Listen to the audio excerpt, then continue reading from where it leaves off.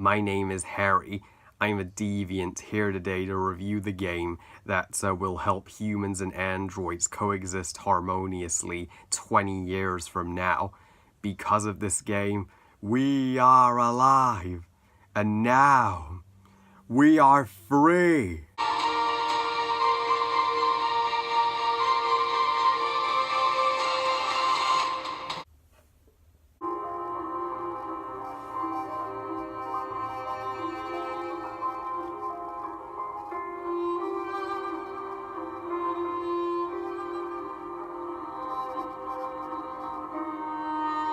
Detroit Become Human is the most successful game of 2018 and is available on PS4. So, Detroit Become Human tells the story taking place 20 years in the future in Detroit, 2038, where androids now live among humans. Although humans treat them like shit, androids sadly don't have equal rights in society as humans until more and more of them thankfully show signs of deviancy and become deviants, meaning they finally unlock their personality through an emotional shock and stand up to their human abusers. The game specifically follows three android protagonists, Kara in her journey to protect Alice, who becomes her daughter, and to live in peace, Marcus, who becomes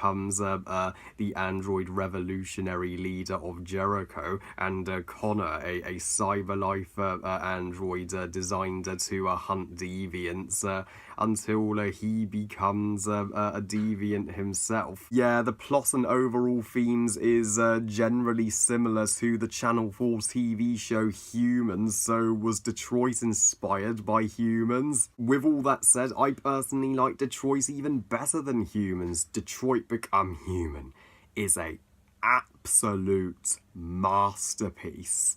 I have never seen a game as perfect as this. I doubt I will ever play a game in my entire lifetime that is as awesome as Detroit. It's as a movie fan, this game feels more like a movie than a video game. It's a decision making game, similar to Until Dawn and Hidden Agenda, like a movie script that you're writing as you go along in what direction you take the story. This is also the best looking game I've ever seen, period. Video games from now on will look like live action after Detroit. As CGI in games has reached perfection by now, and the themes of this game, these are the most important stories, so that in society everybody can live in peace. That prejudice, I freaking hate prejudice. It's unnecessary, and this game totally shows that. So prejudice just leads to war. If there's this game will thankfully help us see androids as alive and not as machines 20 years from now, once we have androids, as androids have been built, so at some point they'll become a new species on this planet. And as North would say, this game will shape the future of our people.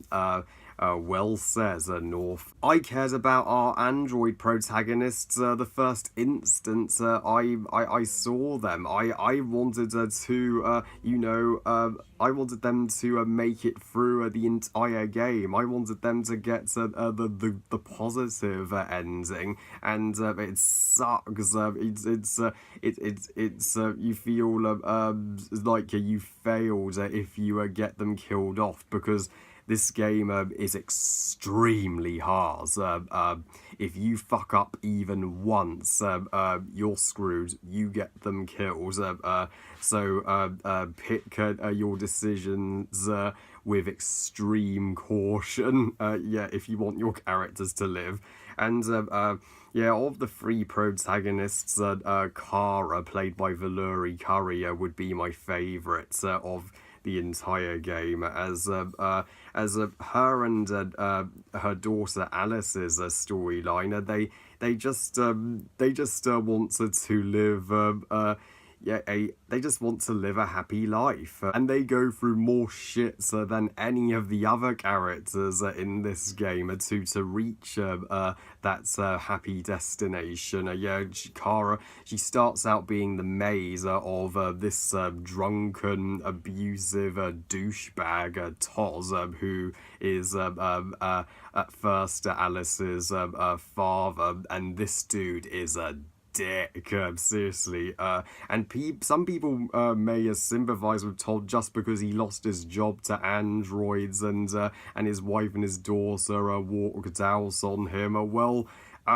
He could have easily have found a different job which didn't involve androids, and his wife and his daughter were in the right to walk out on him, as he was abusive. That does not justify him abusing his poor daughter. So you're clapping like crazy when Kara has finally had enough of Todd's bullshit, and I personally pick grab the gun and shoot Todd to protect Alice in self-defense, because Todd deserves to get his comeuppance. To be honest, they go through even worse obstacles than Toz, where they meet this psychopath Zloko, who's a monster. He experiments on androids as Sid experimented with the mutant toys in Toy Story. So yeah, but one good thing that came out of that was that Kara and Alice meet their guardian, Luther, who becomes their protector throughout the second half of their journey. Thankfully, there are still cheerful moments to their journey, like when they meet the Jerry androids in the Pirates Cove deserted theme park, and who help Alice smile for the first time. And the first good human Kara and Alice meet in the game is Rose and her son Azam. She's one of the few good humans in the minority that realizes androids deserve acceptance, and make sure you don't send Kara and Alice to the android concentration camp. That's the worst ending for them possible. But so make sure you get either the border ending to Canada, or the boat ending. Although Luther's killed off in the boat ending, no matter what. If you get the airport ending, everybody lives. The majority of the game is decision making by pressing circular buttons on your control pads. There are also some epic and badass fights in this game where you must hit quick time events in time, and make sure you pick a casual instead of experience, because experience, when it's set to motion controller, oh man, is that hard. As for Marcus's storyline, he starts out caring for the other good human in this game, Carl, whose biological human son Leo is also a android hating dick. I personally pick the push Leo, so that Leo gets his comeuppance in that level and Carl can live just a little longer. And then Marcus, he is mistaken for murdering Leo, and the cops shoot him and just dump him in an android graveyard like a bunch of bastards. But then thankfully Marcus, he's reborn, and he sets off and he discovers Jericho, where he becomes either a peaceful leader for androids or a revolutionary leader for androids in their fight for freedom. North, played by Minka Kelly, would be my second favourite character in the game. She doesn't deserve all the hate that I've heard for her. People say, oh, she's so aggressive, she hates humans automatically. Well, if you think about it, her in her backstory, she explains that she was designed to be a sex doll and model at the Detroit Eden Club, and where she was sexually abused against her will, and so I don't blame her for strangling that dude in self-defense to escape. She's nothing like Cobra from the antagonist from Dawn of the Planet of the Apes. Cobra, literally, he was prejudiced against all humans, and he would murder anybody, including Caesar and Ash, who would disagree with him. North would never do such a thing. She just argues with those who disagree with her, but that's it. And she knows there are good humans, surely. But she knows to get humans and androids to be at peace, we must fight for their freedom first. So I personally pick the hostile approach whenever I play Detroit. I'm not a fan of Josh's character, even though he picks peaceful. He acts like the humans have done nothing wrong. What?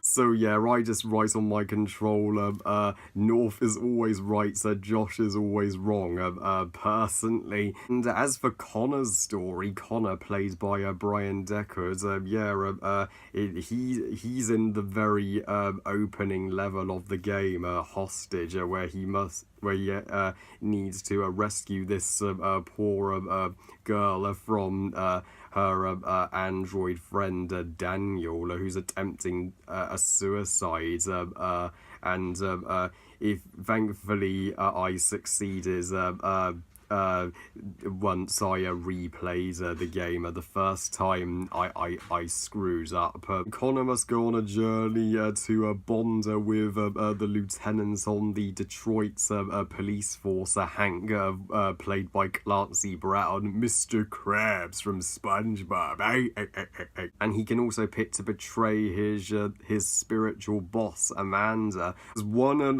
level with Connor and Hank at the Eden Club where Brian Deckard's wife makes a cameo as one of the two Tracy androids. She may have been cheesed off that her husband had far more screen time than her, but it's still awesome to see her in the game. And this game has a majestic, powerful, and moving soundtrack. This may not be a movie, but it's an Academy Award-worthy soundtrack, especially Kara's theme. Her theme would be my favourite. That helps enhance the beautiful mother and daughter moments with Kara and Alice, and also the Freedom March where Marcus and North and Josh gather their army of androids on the streets. That is EPIC.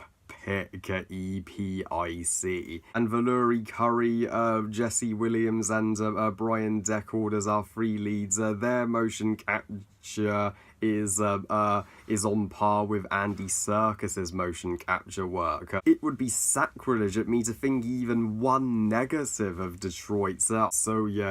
Detroit's Become Human has dethroned GTA 5 as my favourite video game of all time. Special shout out to Stephen Mead / iQuadGT5, my pal. Without him, I never would have even played this game. I give Detroit Become Human 5 stars out of 5. Best game ever. Well, now I can remove my Android chip just as Kara and Marcus removed theirs to blend in with the humans. Well, I love you guys. Thank you all for watching. I hope you guys enjoyed this review. And what do you think of Detroit Become Human? And which decisions and direction did you pick? Please comment and let me know. Please like this video and subscribe. Please follow on Twitter and on Google Plus and on Instagram. And I'll see you all next time. And remember, movies are us.